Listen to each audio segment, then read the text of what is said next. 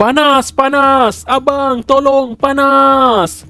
Itulah jeritan para pelajar satu pusat tahfiz yang menjerit meminta tolong supaya menyelamatkan mereka. Kira-kira jam 5 pagi pada hari kejadian, kawasan kejiranan terjaga dari tidur lena apabila menyedari satu pusat tahfiz di kawasan itu sedang terbakar. Api pada ketika itu menyala dengan marak di tingkat 3 pusat tahfiz berkenaan. Penduduk di situ cuba untuk menyelamatkan mangsa kebakaran, namun menemui jalan buntu kerana api menyala dengan marak. Berkemungkinan besar mereka juga akan mati dalam kebakaran itu jika masuk menyelamatkan mangsa. Apa yang hanya boleh dapat dibuat oleh penduduk di situ adalah mereka mengarahkan para pelajar terbabit supaya terjun dari tingkat 3 untuk menyelamatkan diri. Penduduk di situ cuba bantu apa yang perlu sebelum menunggu ketibaan bomba untuk memadam api kebakaran. Apa yang terjadi sebenarnya? Mengikut kertas pertuduhan, 2 orang suspek dituduh membunuh 23 orang penghuni Pusat Tahfiz Darul Quran Ittifaqiyah, Kampung Datuk Keramat, Kuala Lumpur pada 14 September 2017 antara jam 4.15 pagi hingga 6.45 pagi. Kedua-dua suspek didakwa di bawah Seksyen 302 Kanun Keseksaan kerana membunuh, dibaca bersama Seksyen 34 Kanun sama yang memperuntukkan hukuman mati jika disabit kesalahan. Mangsa terdiri dari 21 orang pelajar tahfiz di mana seorang berumur 6 tahun, seorang berumur 8 tahun, 2 orang berumur 10 tahun, 7 orang berumur 11 tahun, 3 orang berumur 12 tahun, 4 orang berumur 13 tahun, 2 orang berumur 14 tahun dan seorang berumur 16 tahun. Manakala 2 orang warden asrama yang turut menjadi mangsa adalah berumur 25 tahun dan 26 tahun. Kesemua mangsa mati rentung terbakar dalam kebakaran itu. 2 orang saksi terpenting dipanggil masuk ke dalam mahkamah. Kedua-dua saksi ini masih di bawah umur ketika kejadian itu berlaku. Kedua-dua saksi ini tinggal serumah dan rumah mereka terletak berhampiran dengan pusat tahfiz berkenaan. Kedua-dua saksi ini merupakan saksi yang dilindungi. Suspek maupun peguam bela tidak dibenarkan sama sekali melihat wajah saksi terpenting ini ketika dalam perbicaraan. Hanya hakim bicara sahaja yang dapat melihat wajah kedua-dua saksi ini. Keterangan kedua-dua saksi ini diberikan secara pautan langsung iaitu live link mengikut peruntukan Seksyen 31(1)(b) Akta Keterangan Saksi Kanak-kanak. Hanya suara kedua-dua saksi ini sahaja yang dapat didengar oleh pihak yang hadir ketika perbicaraan kes di mahkamah. Apa yang sebenar-benarnya berlaku pada hari kejadian? Kira-kira jam 4 pagi pada hari kejadian, kedua-dua saksi lepak di sebuah warung berhampiran dengan pusat tahfiz berkenaan. Saksi pertama kemudian tertidur di warung itu. Saksi kedua pula kemudian diajak oleh rakannya selepas itu untuk naik ke sebuah bukit dan lepak di pondok yang terletak di atas bukit tersebut. Bukit itu terletak tidak jauh dari warung berkenaan. Saksi pertama tadi dibiarkan tidur keseorangan di warung itu. Ketika sedang diulit mimpi, ada sebuah motosikal yang datang menuju ke arah saksi pertama. Saksi pertama kemudian terjaga dari tidur apabila menyedari kehadiran motosikal tersebut. Dia kemudian terus melarikan diri apabila menyedari yang datang kepadanya itu adalah motosikal seorang pengawal keselamatan. Saksi pertama melarikan diri dengan memanjat pagar masuk ke sebuah bangunan berhampiran iaitu bangunan Pejabat Persatuan Pengguna Islam Malaysia PPIM. Saksi pertama kemudian berjalan ke kawasan belakang bangunan PPIM dan sambung tidur di situ. Selepas beberapa minit saksi pertama melelapkan mata, dia kemudian terjaga dari tidur selepas terdengar sesuatu. Saksi pertama kemudian bangun dan berjalan mengelilingi bangunan PPIM itu. Ketika itulah dia ternampak satu kelibat. Dia dapat melihat ada orang yang sedang panjat pagar pusat tahfiz berkenaan. Dia dapat melihat dengan jelas muka orang itu adalah tertuduh pertama dalam kes ini. Ini kerana ada lampu jalan pada ketika itu yang membolehkan saksi pertama dapat melihat wajah tertuduh pertama itu dengan jelas. ada beberapa orang lain lagi yang turut sama memanjat pagar pusat tahfiz berkenaan bersama dengan tertuduh pertama. Malangnya, saksi pertama tidak dapat melihat dengan jelas wajah tertuduh kedua dan yang lainnya. Selepas itu, saksi pertama pergi semula ke belakang bangunan PPIM dan sambung semula tidur di situ. Tempat di mana saksi pertama itu tidur adalah di dalam kawasan berpagar pejabat PPIM.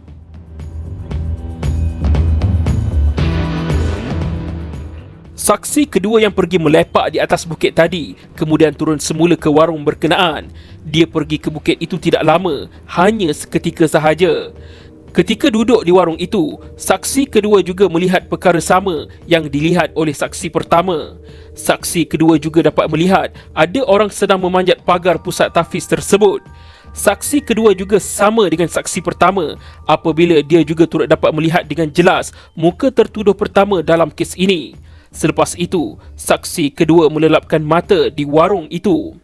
Untuk makluman, kedua-dua saksi ini tidur di dua tempat yang berasingan pada ketika itu, di mana saksi pertama tidur di belakang bangunan PPIM, manakala saksi kedua pula tidur di warung. Sehinggalah waktu menunjukkan kira-kira jam 6 pagi, kedua-dua saksi terjaga dari tidur apabila mereka terdengar bunyi siren bomba.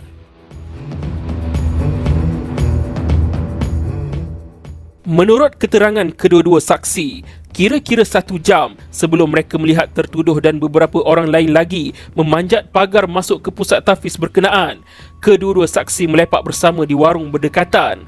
Turut berada di warung pada ketika itu adalah kedua-dua tertuduh dan rakan-rakan mereka yang lain.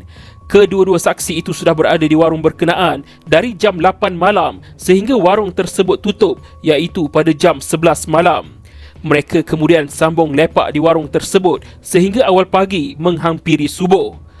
Sedang mereka melepak itulah, kedua-dua saksi ada terdengar perbualan tertuduh pertama dengan rakannya yang lain. Tertuduh pertama ada menyebut, "Man, bila nak bakar tahfiz?" Pertanyaannya itu kemudian dijawab, "Belilah petrol." Kedua-dua saksi pada ketika itu dapat dengar dengan jelas tertuduh pertama adalah orang yang membuat pertanyaan itu. Namun begitu, kedua-dua saksi tersebut tidak perasan siapa yang menjawab, "Belilah petrol." Bukti laporan kebakaran dari pihak bomba mengesahkan bahawa ada 2 tong gas yang digunakan untuk meletupkan pintu asrama. Injap pada 2 tong gas itu telah dicucuk bagi membolehkan ia mengeluarkan gas yang dihalakan ke arah pintu asrama. 2 tong gas itu pada asalnya berada di bahagian dapur, iaitu di tingkat bawah pusat tahfiz berkenaan. 2 tong gas itu kemudiannya diangkat ke tingkat 3, iaitu di mana menempatkan bilik tidur para pelajar dan juga warden asrama.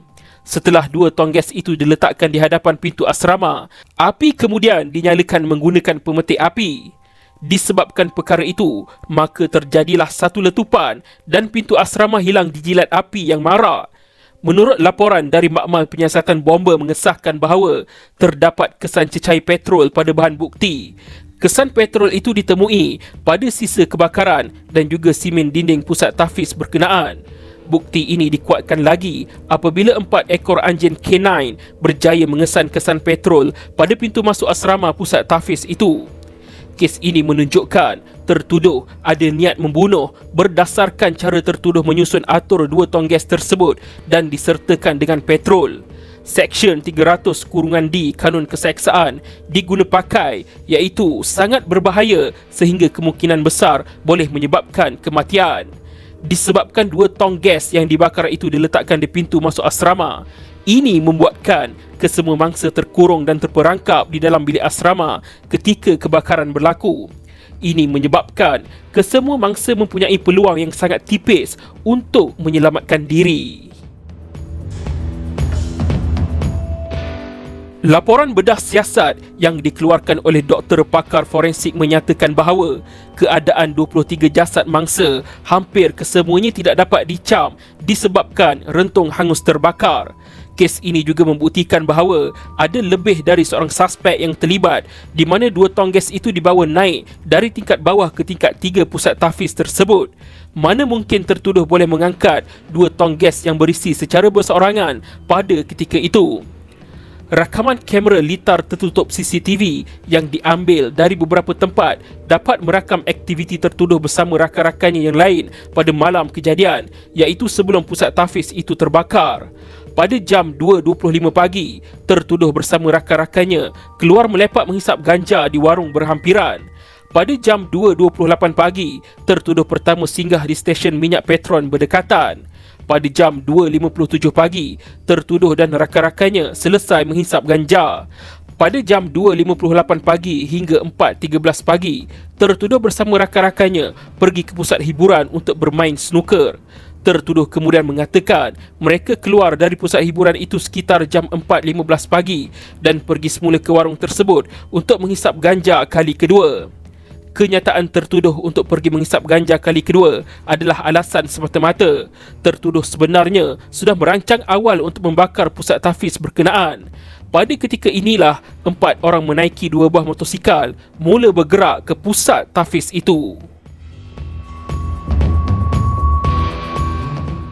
Motosikal pertama yang bergerak awal adalah yang paling lambat tiba di tempat kejadian, manakala motosikal yang bergerak lambat pula sampai dahulu di tempat kejadian. Mahkamah yakin mereka pada ketika itu sedang memeriksa kawasan sekeliling pusat tahfiz supaya tiada orang yang akan melihat mereka memanjat pagar dan masuk ke pusat tahfiz itu. Manusia hanya merancang tetapi Allah yang menentukannya. Pada ketika inilah, 2 orang saksi yang tidur di 2 tempat berasingan dapat melihat kelibat tertuduh dan beberapa orang yang lain memanjat pagar pusat tahfiz berkenaan.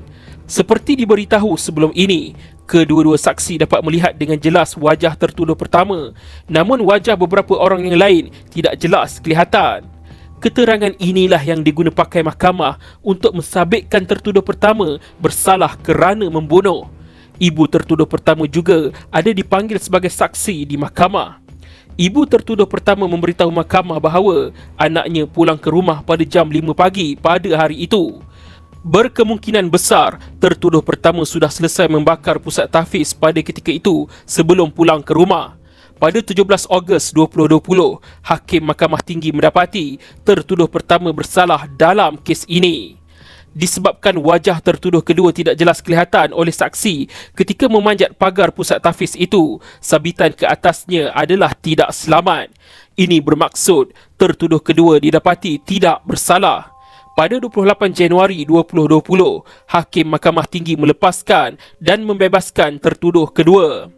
Kes tidak hanya terhenti di sini. Pihak pendakwaan tidak berpuas hati dengan keputusan Mahkamah Tinggi. Pihak pendakwaan kemudian memfailkan rayuan terhadap keputusan Mahkamah Tinggi yang membebaskan tertuduh kedua. Sementara itu, pihak pembelaan juga memfailkan rayuan terhadap keputusan Mahkamah Tinggi ke atas tertuduh pertama. Apakah keputusan mahkamah rayuan?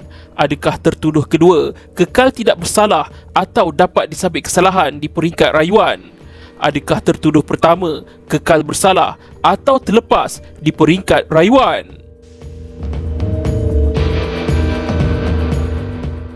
Pada 11 September 2023, panel 3 hakim mahkamah rayuan sebulat suara menolak kedua-dua rayuan ini. Ini bermaksud tertuduh pertama kekal bersalah, manakala tertuduh kedua pula kekal dibebaskan. Panel Hakim Mahkamah Rayuan bersetuju dengan dapatan Hakim Mahkamah Tinggi yang memutuskan bahawa keterangan mengikut keadaan yang dikemukakan oleh pihak pendakwaan adalah kuat dan menuding kepada satu arah, iaitu tertuduh pertama telah memanjat pagar belakang pusat tahfiz itu bersama-sama dengan seorang lagi yang tidak dikenal pasti untuk menyebabkan kebakaran di pusat tahfiz tersebut. Untuk makluman, kedua-dua tertuduh berusia 16 tahun ketika kejadian berlaku. Oleh itu, tertuduh yang bersalah tidak boleh dihukum gantung sampai mati mengikut Seksyen 97-1 Akta Kanak-Kanak 2001 yang menyatakan bahawa hukuman mati tidak boleh dijatuhkan ke atas pesalah bawah umur 18 tahun. Ini bermaksud tertuduh yang bersalah dikenakan hukuman penjara selama mana diperkenankan oleh Yang di-Pertuan Agong. Dalam kes ini, polis merampas kamera CCTV dari beberapa tempat untuk membantu mahkamah mengetahui kronologi kes pada hari kejadian. Antara yang diambil polis adalah CCTV rumah jiran sebelah kawasan tertuduh melepak malam, CCTV Bangunan Persatuan Pengguna Islam Malaysia (PPIM), CCTV pusat snooker dan juga CCTV stesen minyak Petron. Kesemua rakaman video CCTV ini dimainkan di dalam mahkamah ketika perbicaraan kes. Sewaktu tertuduh ditangkap polis, seorang perisik polis berpangkat ASP ditunjuk arah oleh tertuduh pertama ke rumahnya. Pegawai polis tersebut ditunjukkan satu pemetik api yang diguna pakai oleh tertuduh pertama. Pemetik api berwarna oranye jenama kriket itu berada di atas katil di dalam bilik tidurnya. Di sepanjang perbicaraan kes, tertuduh pertama tidak memberitahu siapa rakan sejenayahnya dan dia juga tidak mengaku memanjat pagar serta membakar pusat tahfiz berkenaan. Keputusan yang dibuat mahkamah adalah berdasarkan keterangan mengikut keadaan pada hari kejadian. Pihak pendakwaan juga gagal untuk mengemukakan motif tertuduh membunuh mangsa, walaupun motif boleh menguatkan keterangan ke atas niat tertuduh. Namun begitu, hanya kerana ketiadaan motif semata-mata, ianya tidak boleh menjadi asas untuk menyatakan pendakwaan gagal membuktikan kes. Ketiadaan motif tidak mengakibatkan tertuduh dibebaskan. Penghakiman penuh boleh dirujuk dalam kes pendakwa raya lawan Muhammad Adil Shah 2021 MLJU 2904 Mahkamah Tinggi Kuala Lumpur.